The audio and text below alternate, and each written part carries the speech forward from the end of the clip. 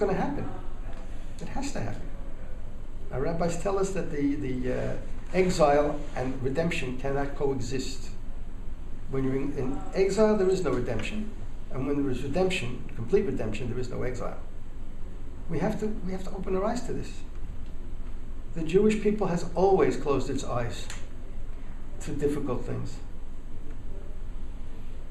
A non-religious Jew who doesn't know has a better excuse. Religious Jews, I'm talking now. Religious Jews who know that it's a commandment to come and live in the land, choose not to think about the commandment. They don't want to think about it. Not that they don't know, they know. They don't want to think about it because it's unpleasant, it's frightening, and it is. But what a beautiful privilege it is to be able to demonstrate to God that we believe in Him. To demonstrate to ourselves that we believe in God. It's a gift. It really is a gift. That's the only way I look at it. That's why I came home. Not because I was afraid or didn't like America. I was so thrilled that as a Jew I could fulfill myself and be complete and return, be the closing link in my family line, coming back to where it all began. How exciting is that? And I have never, ever regretted.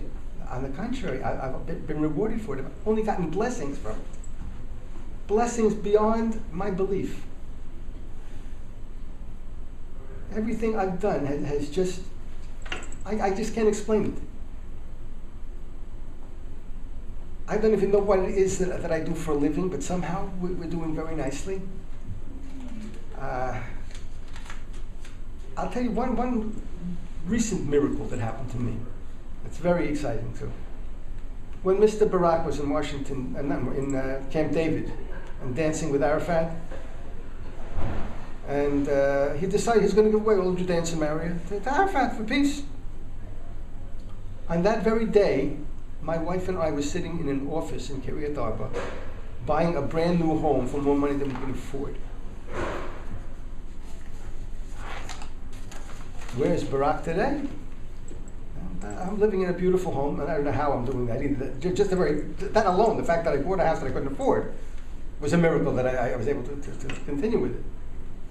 But if Barak would have had his way, there would have been no Kiryat Arba. Well, that effort that I made would have been for nothing. I didn't give it a second thought. It didn't even enter my mind. This is my home. And this is where I've been living, and I'm going to continue to live. And my children are living there. Our old house is now occupied by my daughter, who was raising her 5 children in the same home where I raised my 5 children. I have my grandchildren right next to me. It's such a wonderful thing. These are blessings. They're all blessings. There's no other way to explain it.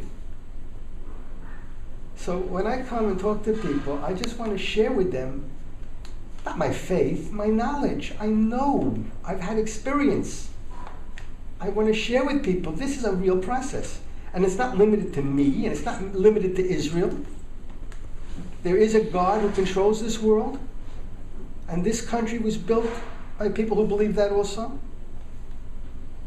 We used to think that God was our partner. We still say, God bless America, even if we don't mean it. We have to go back and think a little bit. And look at what's going on today. Open our eyes and see God is working. Things are changing. And we have to change with them. We have to work with God, not against Him. And I'm afraid our leadership is working against God. Any president, and even my prime minister, who agrees to the concept of 2 states for 2 people on my country, is spitting in God's face and looking for trouble. So I don't want America to support Israel, with carte blanche. I want America to support Israel because it's a godly process, and only in those terms. If my prime minister wants to give away Gaza, America should say you can't do that. If my prime minister wants to share Jerusalem, America should say you shouldn't do that. It sounds crazy, but that's really, if you want this country to survive, you have to show that you care about God even more than you care about politics, more than you care about the Arab petrodollar, and more than you care about the Jewish vote. You care about God first. This country too.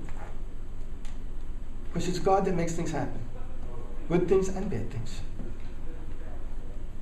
And my friend Mr. Koenig over here has outlined in graphic detail how many times after an American president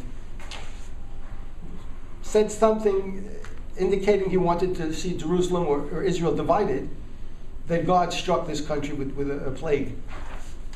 On the same front page of the newspaper, you have the president saying something on this page, on this side of the page, and the next side of the page, Katerina just destroyed who knows how many people. And it happened consistently again and again, and he has a document. You can see it in his book.